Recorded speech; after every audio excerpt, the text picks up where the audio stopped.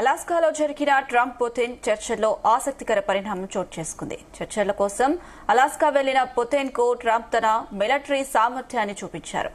Putin రాగానే ఆకాశంలో B-2 బాంబర్లు గర్జించాయి. B-2 బాంబర్లతో పాటు ఫైటర్ జెట్ల విన్యాసాలు చేశాయి. ఇక చర్చలకు వెళ్లే మార్గంలో ఫైట్ జెట్లు భారీ సంఖ్యలో పక్కన పార్క్ చేశాయి. ఇక పుతిన్ ను తన కారులోనే పక్కన కూర్చోబెట్టుకుని తీసుకువెళ్లారు ట్రంప్.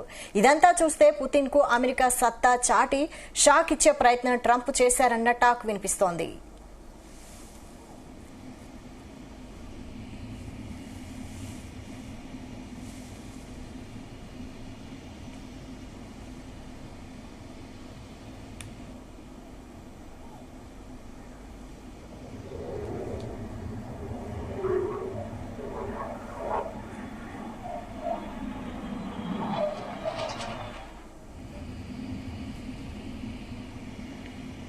దీనిపై మరిన్ని updates chief news coordinator Radhakrishna అందిస్తారు. రాధాకృష్ణ.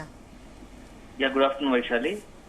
అలాస్కాలో జరిగినటువంటి అమెరికా అధ్యక్షుడు డొనాల్డ్ ట్రంప్ అదేవిధంగా రష్యా అధ్యక్షుడు పుతిన్ మధ్య జరిగిన ఇద్దరి మధ్య జరిగిన చర్చ ఇప్పుడు మొత్తం కూడా ఆసక్తికరంగా మారింది. దీంతో పాటు ప్రపంచ దేశాల మధ్య ఒక చర్చ కొనసాగుతా ఉంది. ఎందుకంటే ఉప్పు నిప్పులా ఉండేటువంటి ఇద్దరు ఒక్కసారి కలిసి భేటీ అవడం, అదే సందర్భంలో ఉక్రెయిన్ పైన జరుగుతున్నటువంటి ఇప్పుడు ప్రస్తుతానికి ఉక్రెయిన్ పై రష్యా చేస్తున్న యుద్ధం పైన ఒక ఎండ్ కార్డు వేయాలని చెప్పేసి అమెరికా భావిస్తున్న నేపథ్యంలో ఈ చర్చలకు ప్రాధాన్యత సంతరించుకుంది. సో మొత్తంగా చాలా రోజుల తర్వాత ఒక చర్చల ప్రతిపాదన రావడం, దాంట్లో భాగంగానే అలాస్కాలో డొనాల్డ్ ట్రంప్ వ్లాదిమిర్ పుతిన్ ఇద్దరు భేటీ కావడం జరిగింది. సో నిన్న అంటే భారత కాలమానం ప్రకారం నిన్న అర్ధరాత్రి శుక్రవారం తర్వాత 12:30 ఇద్దరు భేటీ అయ్యారు.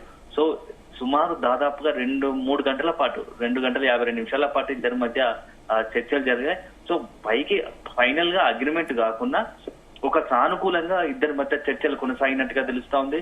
సో కలిసినప్పుడు కూడా ఇద్దరి మధ్య కొంత సన్నిహితంగా ఒకరికొకరు ఏంటంటే మంచి ఆలింగనం చేసుకోవడం, అదేవిధంగా చేతులు కలుపుకోవడం, చిరునవ్వులు చిందించడం చూస్తా ఉంటే ఇద్దరి మధ్య కొంత మంచిగా చర్చలు సానుకూలంగానే జరిగినట్టుగా అనిపించాయి. సో దీంట్లో భాగంగా అయితే ఈ చర్చల క్రమంలో కొన్ని విషయాలు ఇప్పుడు ఆసక్తికరంగా మారాయని చెప్పవచ్చు. ఎప్పుడైతే రష్యాకు సంబంధించిన అధ్యక్షుడు వ్లాదిమిర్ పుతిన్ అలాస్కా చేరుకున్న క్రమంలో డొనాల్డ్ ట్రంప్ రిసీవ్ చేసుకునే క్రమంలో అక్కడ ఉన్నటువంటి మొత్తంగా కూడా చర్చల సంబంధించి ఏదైతే ఉందో ఆ వేదిక దగ్గరకు వెళ్లే క్రమంలో ఒక్కసారిగా అక్కడ B-2 బాంబర్లు అదేవిధంగా ఫైటర్ జెట్లు అన్ని మోహరించడం, పైన చక్కర్లు కొట్టడం మనం చూస్తా ఉంటే ఒక రకంగా పుతిన్ కు తమ అమెరికా వద్ద ఉన్నటువంటి రక్షణ వ్యవస్థ, అధునాతనమైనటువంటి బాంబర్ వ్యవస్థ, ఫైటర్ జెట్లను పుతిన్ కు చూపించడానికి ప్రయత్నించినట్టుగా విశ్లేషకులు అంచనా వేస్తా ఉన్నారు. సో ఒకవైపు మంచి చిరునవ్వులు చిందిస్తూనే మరోవైపు దాని వెనుకనే ఒక హెచ్చరిక లాగా మా దగ్గర ఇంది పెద్ద వ్యవస్థ ఉంది, మేము తలుచుకుంటే ఏదైనా చేయగలుగుతాము అనే ఒక మెసేజ్ పాస్ చేశాడా అని చెప్పేసి కూడా చర్చ జరుగుతా ఉంది. ఎందుకంటే అలాస్కాలో జరిగినటువంటి చర్చలో ఇప్పుడు ఈ యొక్క యుద్ధ విమానాలు అదేవిధంగా ఈ యొక్క ఫైటర్ జెట్లు B-2 బాంబర్లు అక్కడ ఉండడం మాత్రం ఒక చర్చనీయాంశం ఉంది. అయితే ఇప్పుడు ఇది ఒక రకంగా ఉంటే దీనికి తోడు ఎప్పుడు రష్యా అధ్యక్షుడు పుతిన్ ఇతర దేశాల పర్యటనకు వెళ్ళినప్పుడు తనకు సొంతగానే ఒక వాహన శ్రేణి వస్తుంది మాస్కో నుంచి, రెగ్యులర్ గా ఆనవాయితీగా ఎక్కడికైనా వస్తుంది. కానీ నిన్న జరిగిన పరిణామంలో భాగంగా మాత్రం నిన్న అక్కడికి మాస్కో నుంచి ప్రత్యేకంగా ఒక మొత్తం ఉన్నప్పటికీ తాను మాత్రం అమెరికా అధ్యక్షుడు డొనాల్డ్ ట్రంప్ కారులోనే బయలుదేరారు. సో అది కూడా బీస్ట్ కార్ లో ఇద్దరు కూడా వెనుక సీట్లో కూర్చొని చాలా 20 నిమిషాల పాటు మాట్లాడుకున్నట్టు తెలిసింది. దాంట్లో ఇద్దరు ఉల్లాసంగా మాట్లాడుతున్న పరిస్థితులు కనబడతా ఉన్నాయి. ఇవన్నీ చూస్తా ఉంటే ఒక రకంగా ట్రంప్ తన యొక్క ఉన్నటువంటి రక్షణ వ్యవస్థ బలగాన్ని ఉన్నామని చెప్పేసి పుతిన్ కు చూపించాలని అనుకున్నట్టుగా అర్థమవుతుంది. ఇదే సందర్భంలో ఇప్పుడు నెక్స్ట్ మాస్కోలో కూడా ఇప్పుడు ఏంటంటే నెక్స్ట్ ఉన్నది. సో అలాస్కాలో అయిపోయింది, మాస్కోలో నెక్స్ట్ తుది విడత చర్చలు, రెండో విడత చర్చలు జరుగుతాయి ఇద్దరి మధ్య. సో ట్రంప్ అప్పటికి వచ్చినప్పుడు మరి ఇదే పుతిన్ ఏం చేస్తాడనేది మాత్రం ఇప్పుడు ఆసక్తికరంగా మారింది.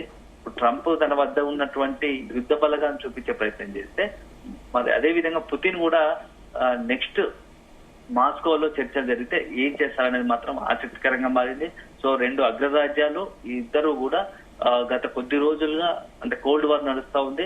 రెండు కూడా తమ అమెరికాకు పూర్తి భిన్నంగా రష్యాకు పూర్తి భిన్నంగా అమెరికా.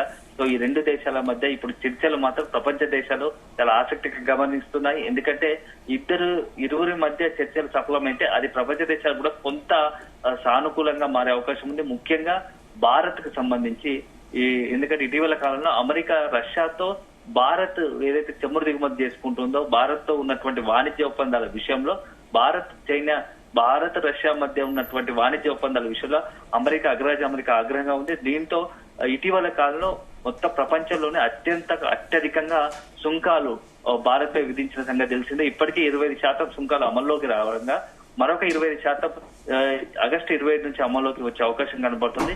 ఈ నేపథ్యంలో గనక ఇప్పుడు మరొకసారి ఆ ఇద్దరి మధ్య చర్చలు విఫలమైతే మాత్రం మరొకసారి భారీగా సుంకాలు విధించే అవకాశం ఉంటుంది అనే ఒక చర్చ విశ్లేషకులు అభిప్రాయాలు వ్యక్తం చేస్తున్నారు. ఈ నేపథ్యంలో ఈ చర్చలకు సంబంధించి క్రమం ఫైనల్ గా మాస్కోలో జరిగిన తర్వాత మాస్కోలో దానిపైన ఫైనల్ గా ఒక ఒప్పందం కుదురుతుందా లేదా అనేది తేలిపోనుంది.